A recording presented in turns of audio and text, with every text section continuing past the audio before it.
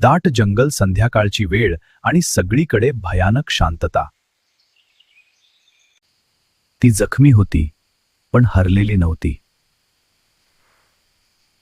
थोड्याच वेळापूर्वी या म्हशीवर एका भयंकर वाघाने हल्ला केला होता. ती पळाली नाही, ती लढली. तिची ताकद, तिची जिद्द होती. ती खूप शूरवीर आहे हे वाघाला समजाले. शेवटी वाघालाच मागे हटवून लागलं. पण खरी परीक्षा अजून बाकी होती, कारण समोर येत होता जंगलाचा राजा. जखमी असूनही ती पळाली नाही.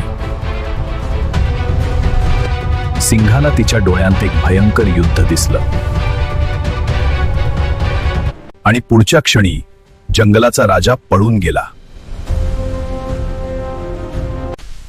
जखमा शरीरावर होत्या, पण जिद्द अजूनही जिवंत होती.